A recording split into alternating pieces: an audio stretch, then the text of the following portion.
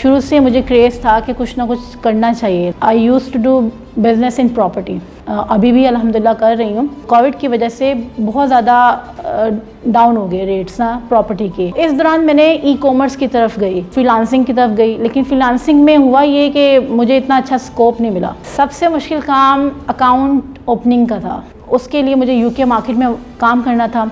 मैंने अपने रिलेटिव से बात की, उन्होंने तो मुझे हरी झंडी दिखा दी सीधी सीधी। मेरे हस्बैंड ने मुझे काफ़ी मोटिवेट किया इसमें ना, क्योंकि ये बहुत एक हैक्टिक पीरियड था।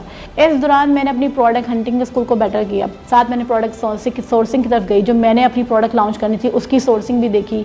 इस टाइम में अपनी प्रोडक्ट हंट करके सेल आउट की, ब्रांड वगैरह सब कुछ करने के बाद मेरी प्रोडक्ट वहाँ पे मैंने यहाँ से इन्वेंट्री सेंड कर दी। मैंने पाकिस्तान से सोर्स किया, यहाँ से सेंड कर दी, वहाँ पहुँच गई। जिस दिन लाइव हुई है ना, उसके नेक्स्ट डे मेरा अकाउंट दोबारा वेरिफिकेशन में चला गया।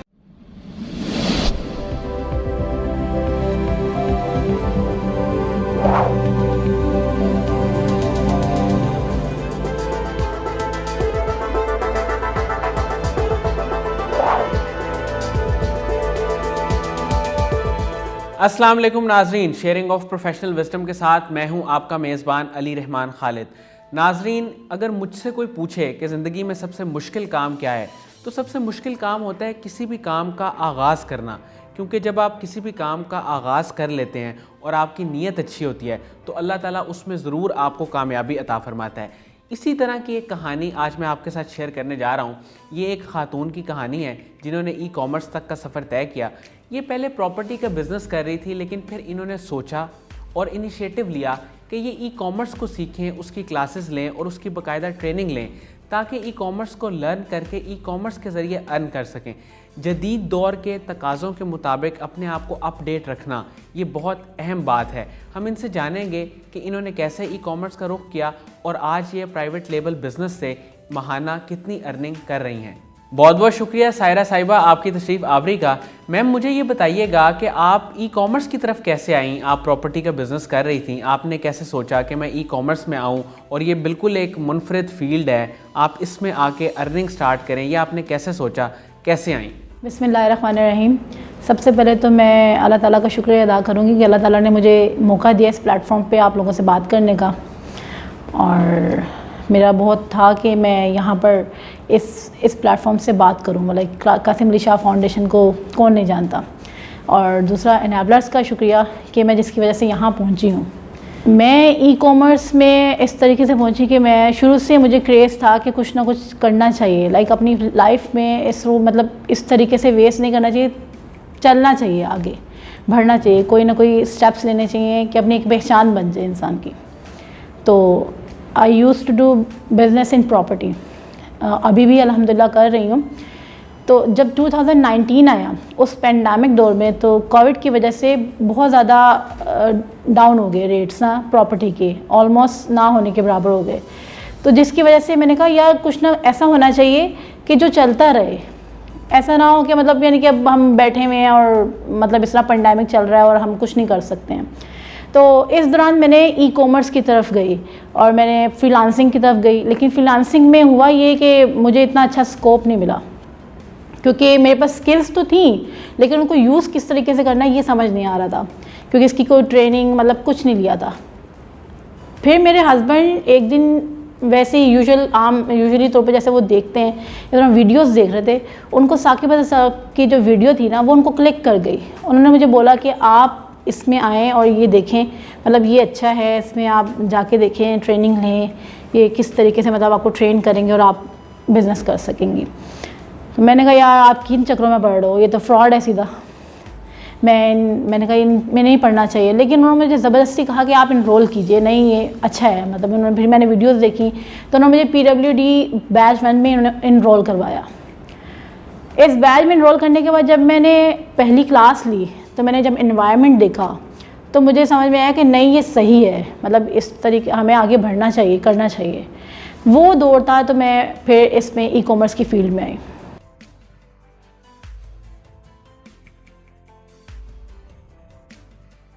कि यार ये काम मैं नहीं कर सकता, वो काम कौन सा था?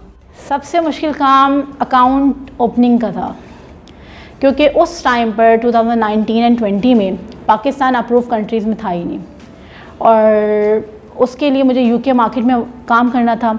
अब वहाँ के लिए मुझे वहाँ का एड्रेस और वहाँ की मतलब कोई पहचान होनी चाहिए थी जिसकी वजह से मैं वहाँ पर अकाउंट ओपन कर सकती और फिर अमेज़ोन पे वर्क कर सकती। लेकिन वो था नहीं।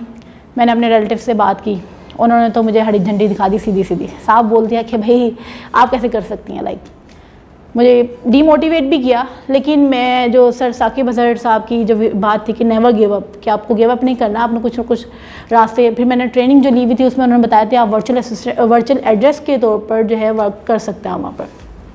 मेरे हस्बैंड ने मुझे काफ़ी मोटिवेट किया इसमें ना, क्योंकि ये बहुत एक हैक्टिक पीरियड था, क्योंकि इस अकाउंट ओपनिंग में मुझे ऑलमोस्ट 6 मंथ्स लग गए थे, 6 to 7 मंथ लग गए थे जो अकाउंट ओपन करने के दौरान।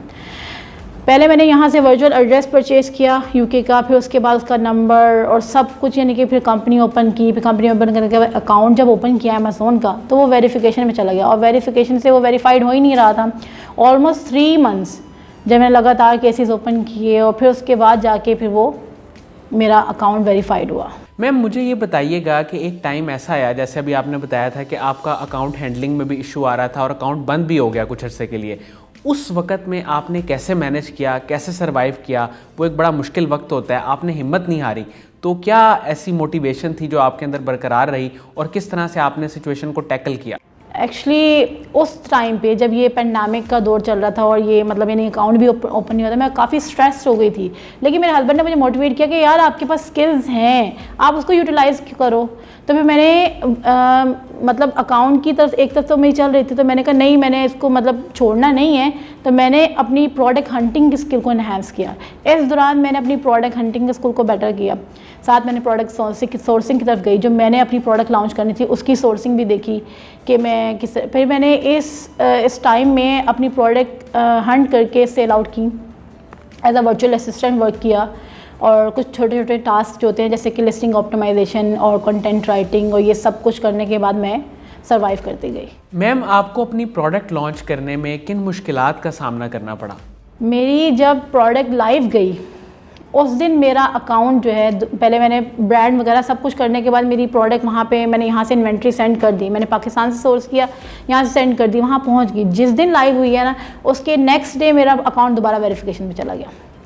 उससे बचने के लिए मैंने जब वो गया, मैंने कहा यार ये क्या है। मुझे अच्छी तरह याद है, चांद रात थी, छोटी ईद थी, और उस ईद पर सब लोग अपनी ईद की तैयारी कर रहे थे और मैं चांद रात पे बैठ के अमेज़ोन से फाइट कर रही थी कि मेरा अकाउंट क्यों आपने बंद किया।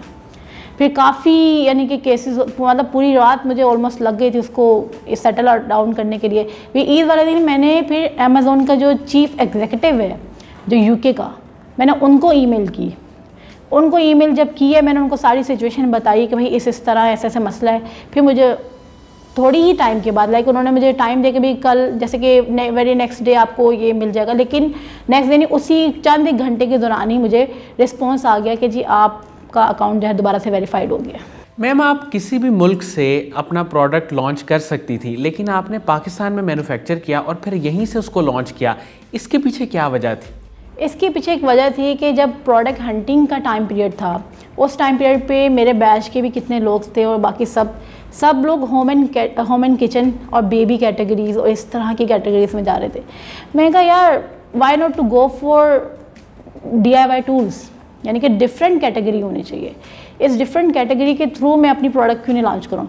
तो मेरी अल्हम्दुलिल्लाह अल्लाह का शुक्र है कि मैंने जैसे ही मैंने ये अपनी प्रोडक्ट हंट करना शुरू की तो मेरी वो काफ़ी अच्छी पॉलिश हो गई। मैंने वेरी फर्स्ट प्रोडक्ट अपने मेंटोर को सबमिट करवाई और उन्होंने अप्रूव कर दी, और मैं फिर उसको मैंने कहा ये इजीली सोर्स हो सके पाकिस्तान में, तो मैंने ऐसी प्रोडक्ट ढूंढी। तो फिर वो मेरी प्रोडक्ट जो है पाकिस्तान से मैं अब सोर्स करके सेंड करती हूँ।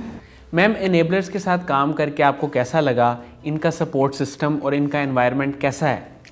एनेबलर्स का एनवायरनमेंट बहुत कोऑपरेटिव है, बहुत आप कह सकते हैं फ्रेंडली है कि हम अपने मेंटोर से बात करते हैं, जैसे जाते हैं मतलब ऑफिस के अंदर, तो वो हमें कभी भी मतलब इस तरह नहीं कहते कि यार आप क्यों आ गए, कोई ऐसा नहीं है। वो हमेशा हमें सपोर्ट करते हैं, और इस एनवायरनमेंट को देख के ही मैंने इसके अंदर इनरोल किया था।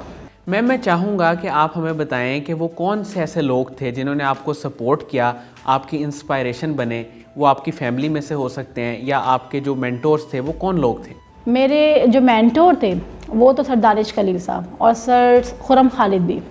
सर दानिश खलील साहब ने तो काफ़ी सपोर्ट किया, क्योंकि ऑफिस वहाँ पर था तो मैं कराची में उनके साथ डायरेक्ट जाती थी और मीटिंग कर लेती थी, और जो भी मुझे प्रॉब्लम होती थी वो मुझे सपोर्ट करते थे। और sir Khurram Khalid any time आप ये मतलब रात के 2 बजे भी मैंने उनको मैसेज किया है तो उन्होंने मुझे रिप्लाई किया है और उन्होंने बताया कि बेटा इस तरीके से नहीं, इस तरीके से आप हैंडल करो। और रही बात फैमिली की, तो फैमिली में मेरे बच्चों ने मेरे लिए बहुत दुआएं मांगी और इसके अलावा मेरे हस्बैंड ने मुझे हर टाइम सपोर्ट किया। उन्होंने ये कहा कि भाई आप, जब मैं अकाउंट जो मेरा चल रहा था, मतलब अकाउंट का जो वेरीफाइड नहीं हो रहा था, मैं काफ़ी स्ट्रेस होने लगी थी कि यार ये क्या है, मतलब इतने महीने हो गए और मैं स्ट्रगल कर रही हूँ, और जिनकी मैंने हेल्प की थी उनके अकाउंट बन गए, लेकिन मेरा अपना अकाउंट जो है ना वो स्टक हुआ था। इस वजह से फिर उन्होंने मुझे काफ़ी सपोर्ट किया कि आपने डीमोटिवेट नहीं होना। वो मुझे रोज़ यानी पुश करते थे कि नहीं आप कर सकती हैं, आप करें। तो मेरे हस्बैंड ने मुझे काफ़ी सपोर्ट किया। मैम आप एक खातून हैं, प्रॉपर्टी का बिज़नेस, साथ ई-कॉमर्स और फिर घर को मैनेज करना, ये तीनों ही बड़े मुश्किल काम हैं। आपने ये तीनों काम कैसे किए, इनको अपने लिए आसान कैसे बनाया, या खुद ही हो गए, मुझे बताइए। मैंने अपने घर को मैनेज किया, मेरे हस्बैंड ने मेरी, मैं आपको पहले बता चुकी हूँ कि मेरे हस्बैंड ने मेरी काफ़ी हेल्प की, क्योंकि मेरी जो अपनी फैमिली, मेरी अम्मी वगैरह हैं वो होती हैं लाहौर में, और मैं वहाँ पर अब हम अकेले मतलब वहाँ पर होते हैं। तो मैं दिन में मतलब अपने बच्चों को टाइम देती थी, लेकिन रात में फिर मैं बैठ के अपने ई-कॉमर्स की टाइम पे सारा मैनेज करती थी, और उस टाइम पे मेरे हस्बैंड सपोर्ट करते थे। जैसे वीकेंड हो गया तो वीकेंड में वो फिर बच्चों को संभालते थे और फिर मैं सारा इसमें टाइम सर्व करती थी अपना। मैम हमारी जो यूथ है उसमें एक चीज़ की बहुत कमी है, उनके पास डायरेक्शन नहीं है और क्लैरिटी नहीं है। उनको आप क्या पैगाम देना चाहेंगी, वो किस तरह से आएँ, ई-कॉमर्स में आएँ, या वैसे आपका क्या मैसेज है? नए आने वालों को मैं यही पैगाम देना चाहूँगी कि आप लोगों को कभी भी डीमोटिवेट नहीं होना चाहिए और रिस्क टेकर होना चाहिए। लेकिन जैसे मैं कर सकती हूँ तो आप भी कर सकते हैं, ख़ासतौर पे वीमेन को, क्योंकि कोई सपोर्ट नहीं करता वीमेन को ज़्यादातर। उनको वो डीमोटिवेट भी हो जाती हैं, उनके अंदर डिसीजन मेकिंग भी कम होती है। लेकिन अगर आप जब तक रिस्क टेकर नहीं होंगे, अगर आप नहीं कर सके, आप जब तक रिस्क नहीं लेंगे तो फिर आगे कैसे बढ़ेंगे। आपको ये पॉजिटिव थिंकिंग रखनी चाहिए कि हमें कामयाब होना है, हम कामयाब हो सकते हैं। जब तक आपके अंदर सेल्फ कॉन्फिडेंस नहीं होगा तो आगे नहीं बढ़ सकेंगे। तो मैं यही पैगाम देना चाहूँगी कि भी आपको ज़रूर इसमें आना चाहिए और सपोर्ट करना चाहिए। मैम साकिब अज़हर साहब का एक विज़न है, वो लोगों को एनेबल कर रहे हैं और इसी में वो हर वक्त लगे रहते हैं। उनकी कोशिश यही होती है कि पाकिस्तान से बेरोज़गारी का ख़ात्मा किया जाए और स्किल सेट लोगों को सिखाए जाएं। आप उनके विज़न को, उनके काम को कैसे देखती हैं? मैंने साकिब अज़हर सर की एक वीडियो देखी थी, उन्होंने कहा उस वीडियो में कि भाई आप जो हैं वो मतलब सबसे मुखातिब होकर वो यही बात कर रहे थे कि लोग ये सोचते हैं कि जी हम नाकाम होंगे तो क्या होगा, लेकिन उन्होंने आगे से ये बात की कि नाकाम होने का सोचते हैं लेकिन कामयाब होने का नहीं सोचते कि भी कामयाब होंगे तो क्या होगा। तो हमें यही इस चीज़ पर फोकस करना चाहिए कि हम कामयाब होंगे तो हम मतलब यानी कि कहाँ पर होंगे। तो वो अगर हम अपना ड्रीम सामने रखें कि जी हम कामयाब होंगे ऐसे, तो फिर हम ज़रूर आगे बढ़ सकेंगे। मैम आपने जब ई-कॉमर्स की ट्रेनिंग ली तो सबसे मुश्किल स्किल आपको कौन सी लगी और फिर आपने उसको कैसे सीखा और कैसे इस मुश्किल को हल किया? मेरी ट्रेनिंग के दौरान जो है मुझे PPC, लेकिन ये है कि यही एक स्किल ऐसी है जो अगर आपकी मेंटेन हो गई, जो आपकी मार्केटिंग स्ट्रैटेजी मेंटेन होगी तो ही आप आगे जो है वो मतलब सर्वाइव कर सकेंगे। एक सक्सेसफुल सेलर के लिए 2 चीज़ें इंपॉर्टेंट हैं। एक उसकी प्रोडक्ट, कि प्रोडक्ट जो हो वो यूनिक हो और उसमें पोटेंशियल होना चाहिए।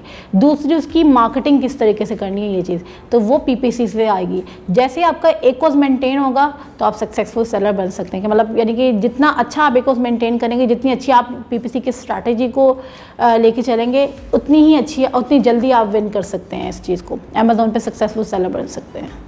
बहुत बहुत शुक्रिया सायरा साहिबा आपकी तशरीफ़ आवरी का।